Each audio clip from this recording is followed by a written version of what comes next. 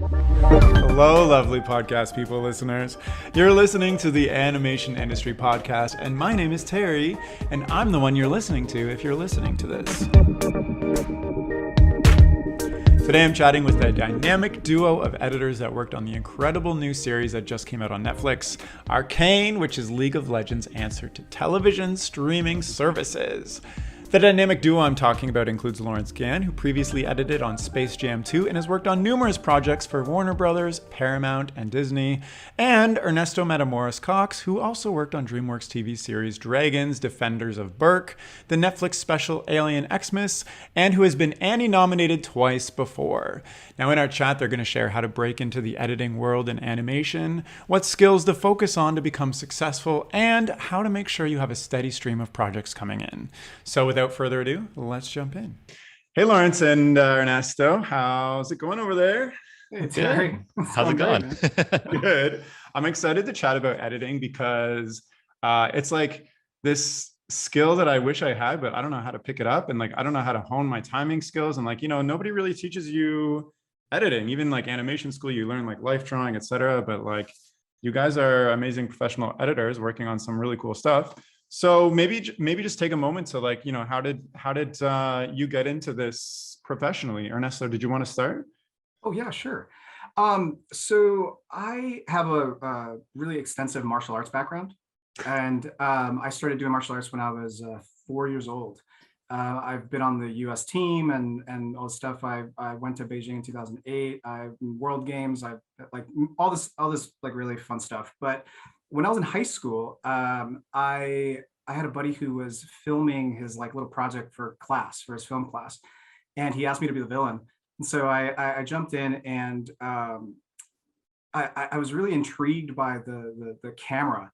But I used to be very small when I was in high school. I didn't have like a growth spurt till later. And so when I tried to carry it, it was one of those big like news beta cams, and it was too heavy. And he goes, well, why don't you come up to the edit room while we edit the movie, and you check it out. So I did, and I walked in, and it just so happened that a buddy of mine was editing on Final Cut like 1.1 or something. The original. Yeah, I mean, even behind him, we had like a Moviola, and which was like, I don't know if you guys know, the Moviola is like what they used to cut leader with and film with back in the day. Crank it by hand. Yeah, you have to crank it by hand and sync audio. You have to find that audio sync, right? And so I walk in, and I'm like, hey man, what are you doing? He goes, I'm editing. I'm like, what is that? He goes, well, why don't you sit down? And he sat me down on this computer, and this is before the age of like cell phones and like crazy technology. And he sits me down next to his computer, and he teaches me the basics. He gives me a bunch of footage, and I kid you not, I was a really hyper kid, and I sat down, and all I know is I looked up, and I turned, and he's not there, and he bursts through the door on the right side, and I'm like, what are you doing? And he goes, have you been here the whole time? Your mom is going crazy. And I'm like, what time is it? He goes, it's 6 o'clock at night, dude. And it was, it was school. And like back in the day, like, I guess, if you're friends with teacher, they really care. Like you just kind of stay there. And it just really captured my attention and focused me in a way that allowed me to express myself creatively in a different way than martial arts had in the past. And while I was really into film and stuff like that, I never really thought at the time of editing as the thing. And then it just kind of spiraled from there. I ended up through, again, martial arts. And when I used to teach martial arts, this lady asked me one day, one of the kids' parents, she goes, what do you want to do when you get out of high school? I was like, honestly, I think I want to be an editor. And she goes, well, my husband is a director, and right now he's directing on Smallville, and he directs on NYPD Blue. When he comes back from Canada, maybe I can introduce you guys, and you can go and visit him on set at Fox. I was like, wow, my God, that'd be really great. And we ended up linking up, and I went to Fox after school. I would go from school, 2:30, 3 o'clock. And I would take the bus to the Fox lot. It was relatively close. And I would sit there, and I ended up meeting the edit team, one of the edit teams for NYPD Blue, and we really hit it off. And they asked me to come back if I wanted to every day as kind of like a unofficial apprentice editor. And it was the first assistant, this guy named Travis Sitar, who is now this like prolific editor, TV editor, and he's all over the place. He's really great, and he taught me Avid originally. And I would sit there, and he would give me cuts of another editor and then footage, and he'd go, "Okay, cut this scene," and then I would sit there and I would cut it, and then he would come in and he would compare them. He would gang the two sequences. I don't know if anybody knows what ganging is, but ganging is when you attach two sequences, one in the viewer, one in the canvas, and you kind of sync them up together and play them, and they kind of move at the same time. They play together, so you can kind of see where edits are and things like that. And he would go, "Okay, well, this is what she did, and this is what you did, and you're all in the close-up a lot, and she's in the wides, and amateur lives in the close-up, so make sure that you punch out sometimes and you reestablish." So he gave me reestablished geography. So he gave me like really great editing advice, and he taught me a lot. And then it just kind of spiraled from there, It was, wow, that's incredible. It was really great. So what you're telling me is you just woke up and now you're on a podcast, basically all these years. Well, I wish, honestly, I wish it was that simple. That is the abridged version of the beginning of the journey, for sure. Because, while it does seem like, oh, wow, you were just kind of handed this thing, one of our buddies, Lawrence, and I have a friend who, again, is this prolific animation editor, Ivan Blanco, and he says he's got the saying that I have kind of just taken with me for the rest of my career. He says, "The work is the tonic," right? And that's really what it is. I would go from school to Fox. From Fox, I would take the bus at about 5 o'clock, and I would go to my martial arts class where I would train from 6:30 to 11 every day. And then I'd be doing my homework on the bus, and then I would take the bus home and then rinse and repeat the next day. So it was literally this grind, and it's been a series of grinds, but really honing in and just doing the work. And that's really what it is. It's putting in the hours, doing the work, and being true to what your goal is. That's incredible. I want to hear about your story too, Lawrence, but just, I guess, a quick follow-up question. You didn't take any like formal training or schooling to get into this? So after that event happened in high school, where I first learned to edit, I actually I was in the music program at Alexander Hamilton High School originally. I went there to play trumpet, and but I kind of registered too late for the music school, but I was still in the music program. I was part of the Communication Arts Academy, which is like all of the different mediums of art that really hone artists in. And so I was able to kind of move away from trumpet and register for all film classes. So after my 9th grade, after I figured all that out, I decided that I was going to do film, and I took the film and animation courses at my high school. Oh, nice. Lawrence, let's get caught up on how you got into this. Yeah, I mean, no formal training either. So, I mean, I grew up on the East Coast in a relatively traditional like Asian American family, and most of my formal training centered around like math and sciences and things of that nature. But my family would watch movies every Sunday night, kind of as like a way to kind of get together and see how everybody's week went. And I remember it was in middle school that I had a book report to do on Michael Crichton's Congo.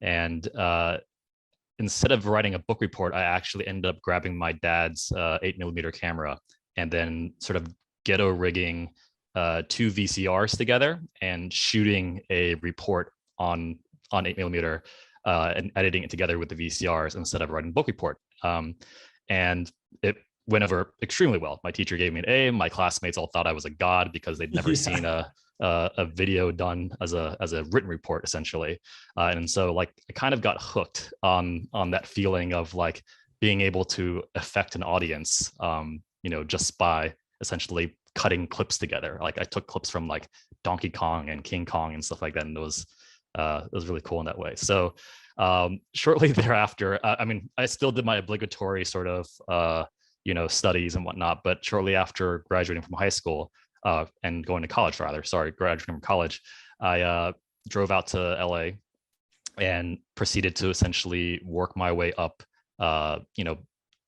doing coffee runs, grabbing lunches for people, eventually getting to edit my first animated feature at the age of 26.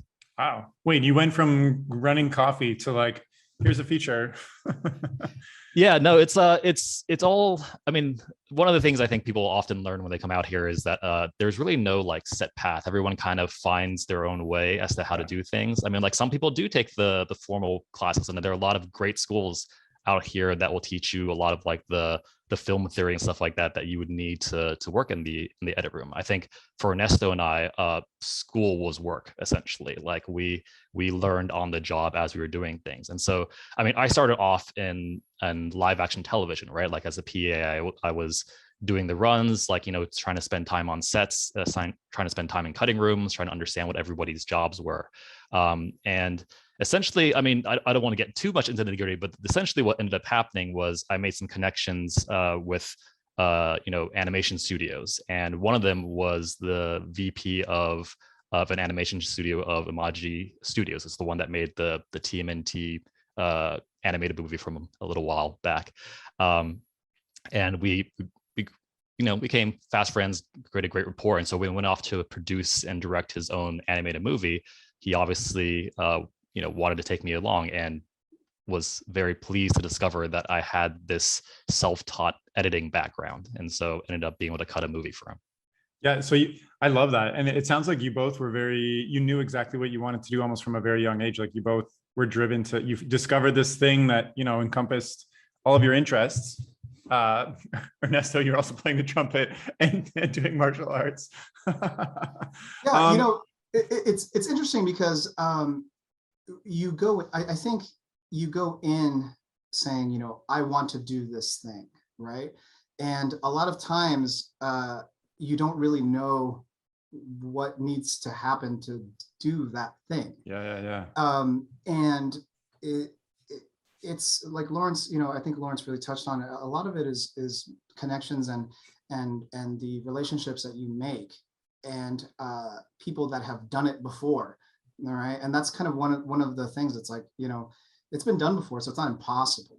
It's just making sure that you do the right things, you meet the right people, and you do the work.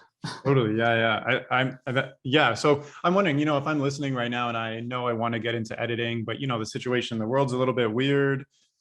Maybe what are the two things I should focus on, just from what you guys have seen, how you entered the industry and how you've seen people enter the industry over the years, and even just now, like what are two like things that I do every day, or should I focus on like literally after listening to this chat that will lead me on the right path to get into editing for animation? Well, I mean, like, I think this applies to editing as well as a lot of crafts, but like, I mean, definitely something for both me and Ernesto is like, we learned on work. We also like, we learned by first emulating. Like we find, editors, but not just editors, but like, film creators, like creatives. We find creatives that we enjoy or that we find really inspiring, and we find out why the things they're doing work for us. Mm-hmm. And then you want to find out how, or find a way to incorporate that into your own work. I mean, editing is one of those interesting crafts where you need something to edit. So it's not like necessarily as simple as, writing or painting or something like that, where you can go necessarily and just, create something out of nothing.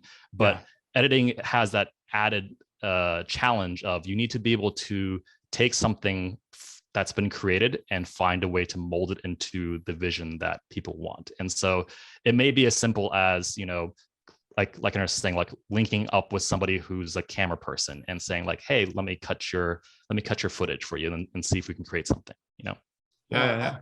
It's wild because Lawrence and I, besides like actually being in this, we're huge fans of great work, right?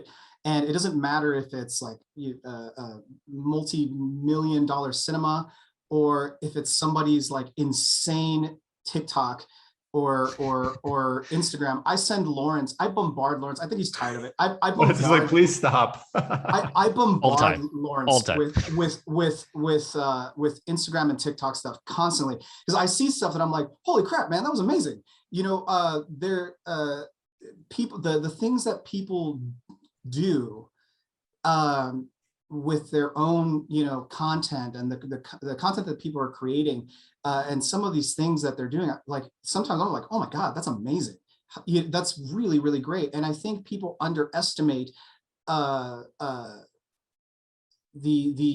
importance of the creativity of editing, and even in your own work, you know, picking up a camera, shooting something for fun, editing, teaching yourself. My fiance is she's a pro gamer, she's a streamer, and her office is right here. She taught herself to edit. I didn't teach her a damn thing. You know, like she was like, I need to edit my own stuff.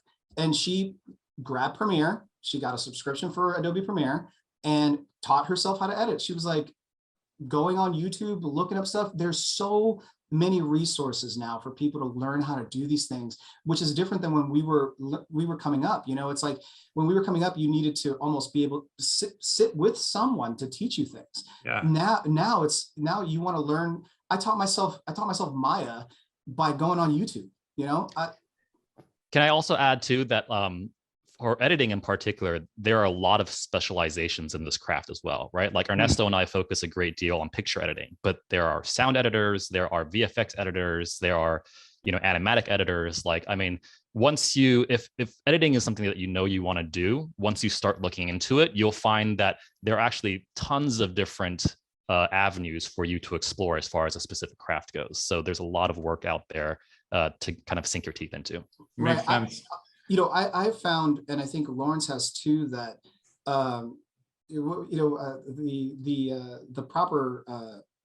proper saying always escapes me, but you know, they say like a master of one, or what's the exact saying? It's like jack of all trades, master of none, but better to be a jack of something like that.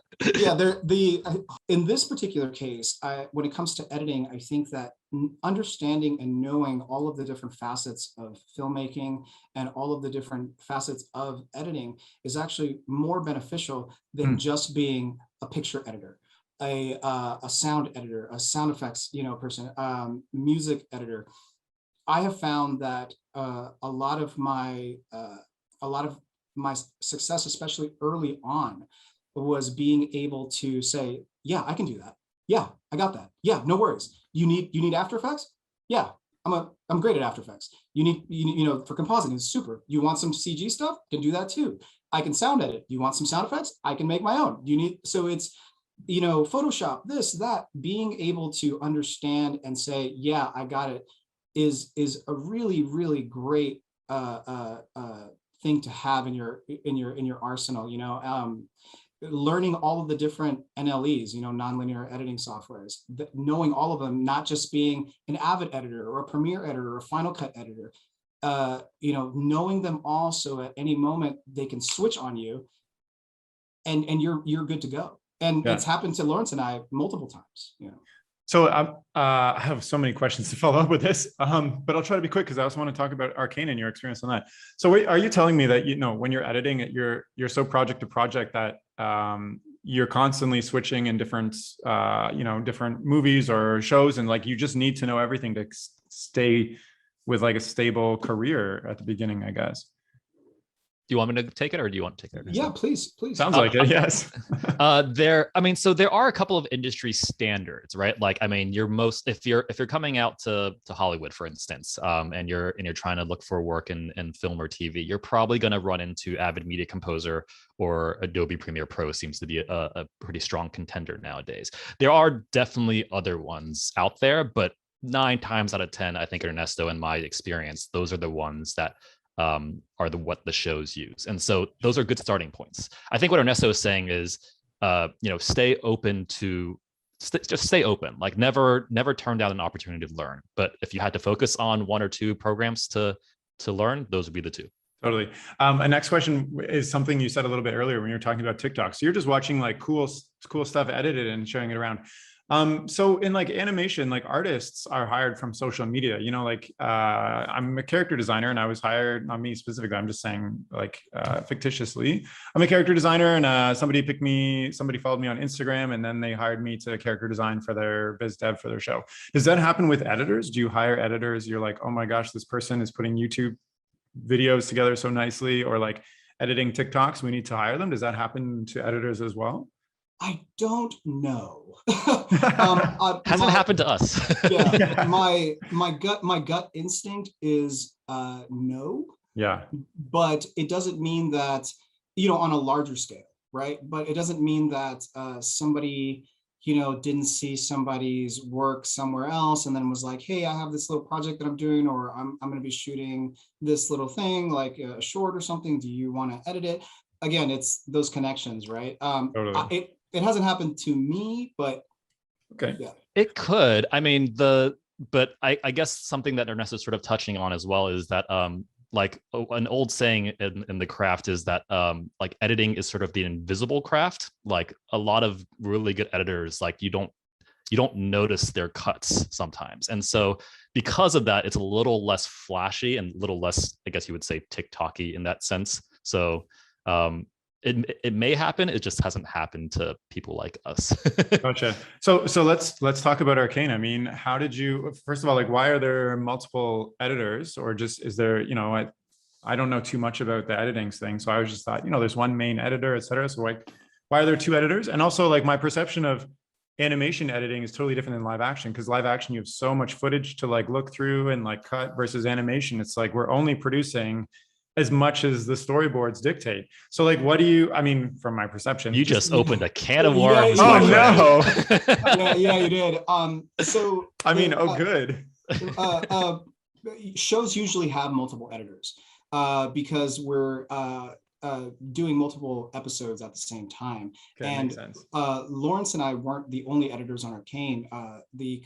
Our creative partners for Tige in France side actually had editors as well over there. We just happened to be the first ones on.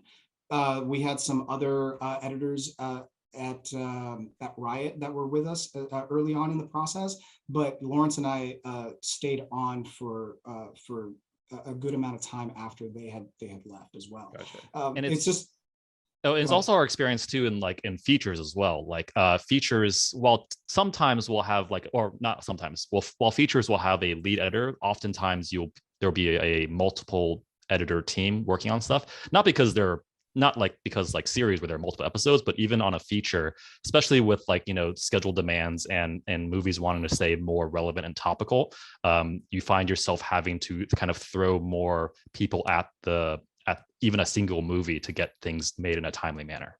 Yeah. Okay. And to kind of touch on the editing animation versus live action thing, I think that's a huge misconception.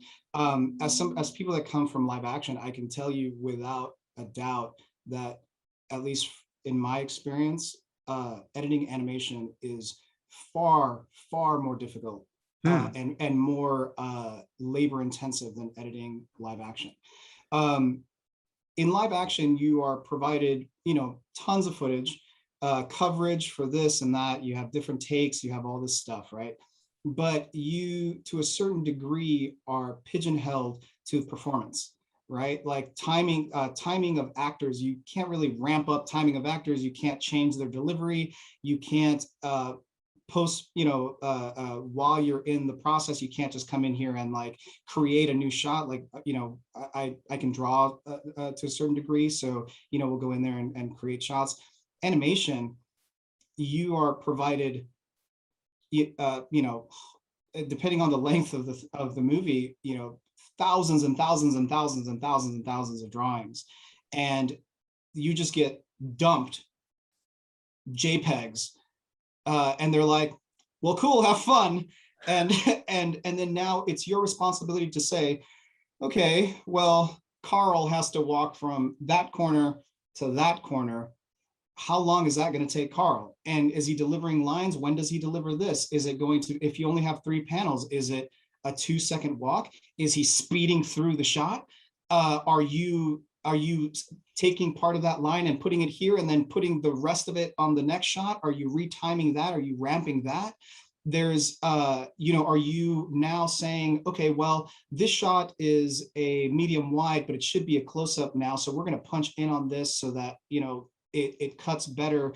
Are you reframing the shot so that it cuts a little nicer on to the next shot? In animation, we come in right at the beginning. So you don't, for live action, you don't come in at the beginning like pre-storyboards. You come in at the end to edit the footage. I think traditionally speaking in live act, I mean, even just as recently as Space Jam, like I worked on a show where the edit team, live action and animation were on at the very beginning. But traditionally speaking, live action editors usually work once, the principle is done and, the footage is in the can and you send that to their editors to work with. Traditional speaking in animation editing is that edit teams are basically like the second, if not one of the first teams that are brought onto the thing, because in animation editing, you are right there with the producer, with the director from day one, like essentially finding the movie, right? Like the thing that Ernesto is talking about there is, it's kind of like a double-edged sword where like, yeah, like you're not necessarily locked to particular shots, right? Take 2, take 3, take whatever kind of thing. And you're given more freedom as far as like, you can do these things, but with that freedom also comes sort of the bearing weight of like having to find the right choice, right? So it's definitely a blessing and a curse.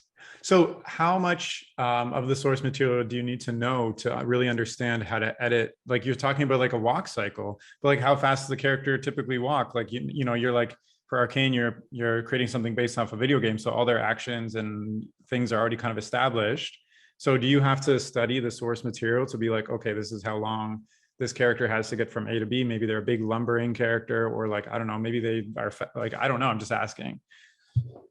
Yeah, there's definitely a little bit of that. Being familiar with the source material on Arcane was definitely helpful when it came to understanding the characters that we were editing. And just like in any scenario, right, we're always collaborating with other people on the show, the directors, producers. So it's never necessarily a silo situation where you're having to figure it out on your own. But as editors, you want to be able to contribute to the timing of each episode and the timing of each moment. And so I think, like all things, whether it's on Arcane or anything else, you want to know what exists out there so that you're either complementing it or somehow in an interesting way countering it. Right. And while you say like, the when there is source material like Arcane, although there is source material, it is a video game, right? And so being able to, you don't really have the luxury of saying, well, this person kind of walks like this and this and that. That's not really something that we have. It's when it comes to knowing the source material, it really informs choices when it comes to music, temp music and sound effects and pacing of the edit, right? It's more about making sure that it fits within the world that we're working in and the material that we're working in. Like, with Arcane, at no point would we add, a musical sting that's like dun dun dun, or too cartoony, too Looney Tunesy, yeah, kind of thing. Because it would be completely out of the box and it wouldn't work, right? And can I kind of add to it all macro wise, it all boils down to like story, right? Like as editors, we are highly responsible for maintaining the story that's been written by our writers or in our directors and making sure that the story gets across. We're talking about the different elements, right? Sound effects, timing, all that kind of stuff. But what they culminate into is that editors, or in the edit room, is where you find the story of each piece. And that's what we're there to do, basically. And just to add a little bit to that as well, there are technical editors, right? There are creative editors. As creative editors, making sure that the story and the integrity of the page is still is held throughout. It's also important for us to call out when something isn't working. But and not just call it out and be like, well, this isn't working, have fun fixing that. It's like, hey, this isn't working because of this. What if we did this, this, and this? Come, approaching challenges with solves, as opposed to just pointing them out and being like, well, go fix that. It's a big part of our job as creative editors is syncing up creatively, tonally with the directors, the showrunners, the creatives on the team, and being able to speak and approach challenges in a language that they understand, in a way that they can say, okay, yeah, that does work. That makes sense. And that's probably good. Also, what keeps you getting hired in the industry is if you're a team player like that. I'm wondering, you've mentioned a lot of practical things, like technical things you need to know, programs, et cetera, but like, what are some of the reasons that you excel and keep getting asked to work on projects? Like what are those skills that you've developed that, keep you in the game? Well, I think kind of piggybacking off of that last bit, it's a lot of that. It's being able to come into a project with obviously an open mind to the project, and add to it creatively, approach challenges creatively, being able to help solve issues and help move the story along, right? And help move the project along. We're very technically savvy, but we also know story very well, and understanding pacing, timing, motivations, theme, right? Making sure that the themes of the project are still valid, that sequences and scenes serve theme, and if they don't, they got to go, or they have to be adjusted. And I think Lawrence and I have a really good eye for that, and being able to, like what I call it, like mind meld with a director, and it really helps. Nice. Are there things that you wish other parts in the pipeline how am I wording this? Are there other parts of the pipeline that you wish knew more about your work to make your work easier? Or like, I don't know, are there things that you just want to dispel from other areas? Like, I don't know, from the producers to the storyboarders to the animators to the sound effects, like, are there things that you wish because there's probably a lot of people listening to this right now. Oh man, all the points of Everything. questions. Maybe like your top thing. I mean, so the truth of it is that like the edit room is like the nexus for a show, right? So we actually have a really, our particular craft, we have kind of a unique position in that we get to see how everything comes together. And oftentimes I think because Ernesto and I have been in this for so long, we forget that not every, in fact, most other departments on a show don't have the same amount of visibility that we do across the board, because an artist might draw his scene, or a voice actor might do their performance, but they never actually get to see it actually put together. That's what we're here for, and that's what we do. So I mean, across the board, like I think oftentimes editorial for a lot of people is a bit of like a mystery to them, because they just kind of know like, hey, like get the producer, director, and editor go into this room and they come out and the movie's finished. Like that's cool, kind of thing. Which we don't fault them for, but because that literally is our job, right? We are the ones who sort of like connect everybody. And so as long as we get to kind of understand what everyone is doing, I would obviously always welcome people who want to learn more about what we do, but it's more important that we know what everyone else is doing so that we can put them together in the correct way. Right. I gotta say, this is one of my favorite things that Lawrence has come up with in when it comes to like our talking about editing, and I gotta bring it up because I think it's fantastic, and it is one of the things that actually I think we encounter the most. There is a fundamental misunderstanding about editing just in general, and what the difference is between someone that can edit and an editor at a high level, right? Just because somebody may know the software doesn't necessarily mean that doesn't necessarily translate to a high level creative editing, right? When Lawrence and I were trying to describe what the difference was, one day Lawrence walks in and he goes, let me show you something. And he pulls up his phone and he brings up this YouTube video, and it's a time lapse painting. Somebody's painting a photorealistic Morgan Freeman. And I was like, okay. If you search it on YouTube, you'll find it. It's just type on YouTube photorealistic painting of Morgan Freeman. It's really great. If you scroll about halfway, right, and pause it, it looks amazing. You're like, holy man, that's insane. That's so good, right? And I think they're doing it on their iPad. I don't know. It's ridiculous. But he goes, now watch this. And then he literally takes the mouse, the scroll bar from the middle, and he jumps to the end when the painting is finally finished. And it's not until then that you see the difference between a good painting of Morgan Freeman and a photorealistic painting of Morgan Freeman.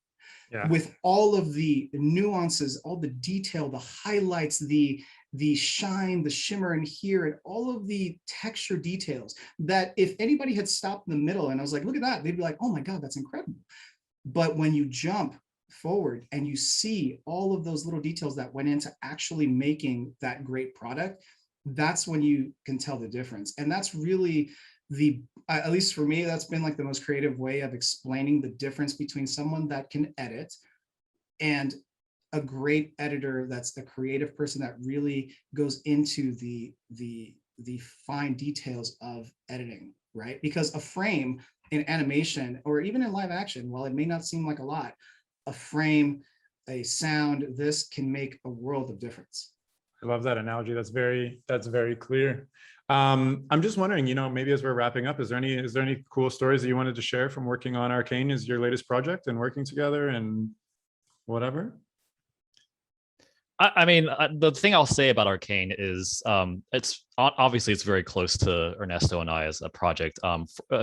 It's very different because I think we've come up, working in a lot of animation. And animation often gets relegated to sort of these two categories, either like, family friendly, for quadrant kind of, big budget things, or your sort of cartoon swim late night sitcom kind of, Family Guy-esque stuff.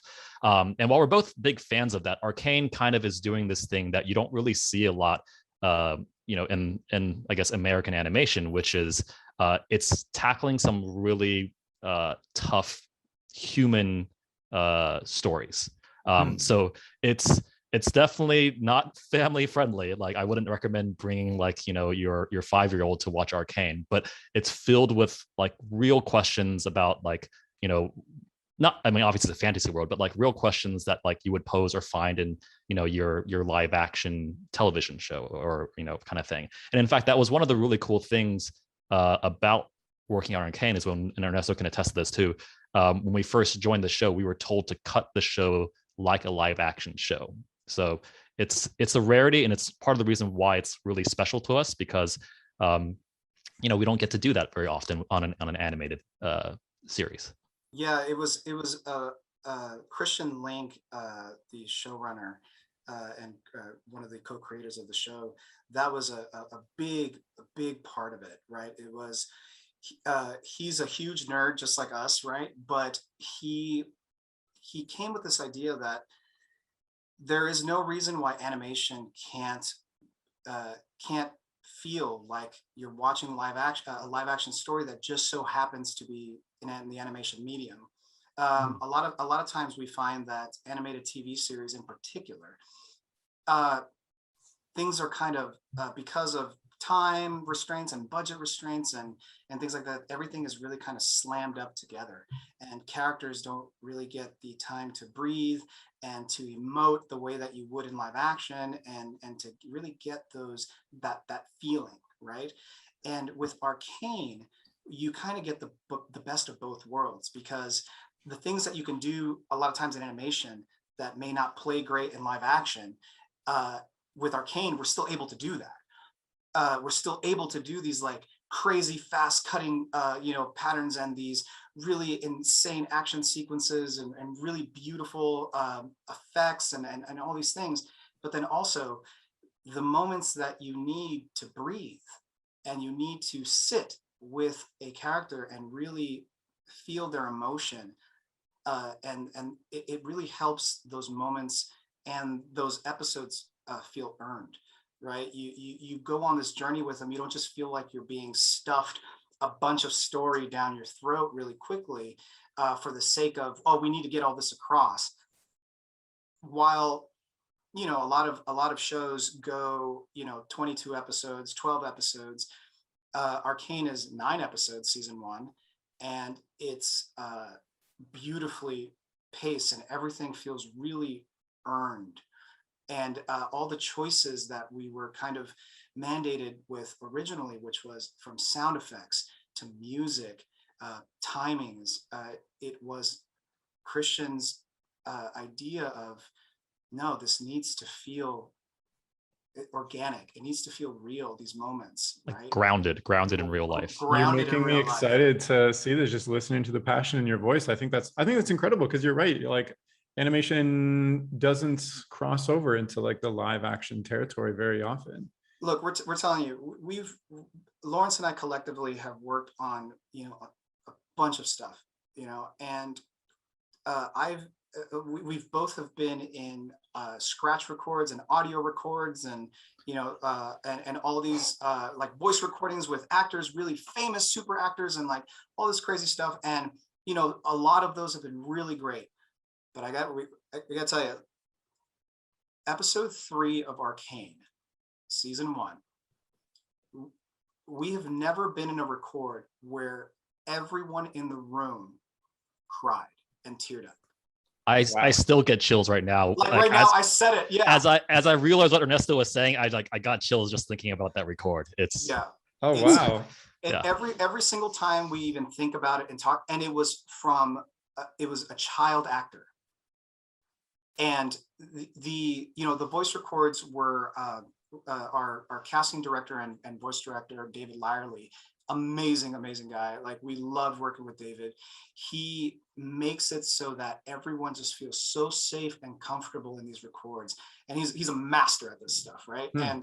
And he makes even child actors just feel so comfortable to the point where they can let go and really hit those beats. And I gotta tell you that the end of chapter 1 of Arcane, which comes out on Saturday, November 6th, right, is that episode. I mean, all the episodes are amazing. That moment, and you'll know when you see it, it's unbelievable. All right. Well, I can't wait. You're making me really anticipate this. Oh no, don't cry. I'm just wondering, we've chatted about, how you got into these careers, your best tips for making it as a fine editor, and some of the projects you worked on in Arcane recently. What's next for you guys? I mean, so Ernesto, like, being open to all creative kind of stuff. Ernesto and I are also developing a couple of things of our own right now. So you're working together or separately? Working together. Yeah. Amazing. Nice. It's one of the gifts of Arcane keep on giving. We can't be separate from each other now at this point. So you met at Arcane. We did. Yeah. That's phenomenal. I love that. Yeah. But yeah, so we're developing a couple ideas of our own right now. 3 animated, 1 a live action sci-fi idea. And so, hoping to find a home for those. And a kid's book. And a kid's book, that's right, yes. So wow, that's a lot all at once. What the heck? Lots of irons in the fire, man. Are you starting a studio that's just coming out with like everything? Well, that's kind of one of the things, right? It's you always have to be creating, right? This journey for us on Arcane started, Lawrence, when was that? So many years ago. 2017 or 2018? That sounds about right. Yeah. Yeah. And it's taken until now for us to even be able to say the name Arcane to anybody outside of our circle, right? And the circle within Arcane, because even for us, we can't even really talk to our own people about it, right? Because loose lips sink airships, right? So it's been crazy. So you always have to be working on something, because things come out, especially in animation. It takes so long for things to be finished, and it's just you got to keep the creative juices flowing. You can't just stay still. You got to keep moving. Is there anything else you wanted to share as we're wrapping up that we didn't talk about or you think is important to share? Just final thoughts? I mean, we're really excited about everything that, we're definitely really super excited about Arcane coming out and everybody seeing this show that in our minds as nerds and geeks, right, especially geeks, we feel that Arcane has done something that a lot of video game adaptations have not been able to, which is it broke that cheesy ceiling. It broke that, what is this? Okay, I guess, yay. It is something that even if you don't know what League of Legends is, you can watch Arcane and be like, oh my God, that's amazing. And I think that even though that may not have been the initial quest for the team, it was definitely a side achievement that was accomplished. Nice. Lawrence, is there anything you wanted to add? I mean, I think the only thing I will add is like, obviously we want to just give a quick shout out to, the team over at Arcane. Thank you to Christian, Link, Alex C for bringing us on the project. Obviously a big shout out to our partners over in Paris and Fortiche with they killing it with the look of the show. It looks absolutely freaking amazing. And then, like to you as well, Terry, thank you for taking the time to sit and talk with us. I'm really excited to sort of discuss all these things and open all these cans of worms about the editing craft. So you're doing great things at great speeds, Terry. Oh, thank you so much. Well, you've enlightened me about this process too. So I'm really thankful that you guys came on and shared this journey. So thank you so much for coming on the podcast. Absolutely. Thank you. Thanks. Yeah. Thank you. Amazing. And if you're listening and you want to get in touch with or reach out to Ernesto or Lawrence, I'll include some links in the description of the chat, as well as check out Arcane. I'll include some links to that too. And thank you so much for listening. That's all for now. Okay, bye.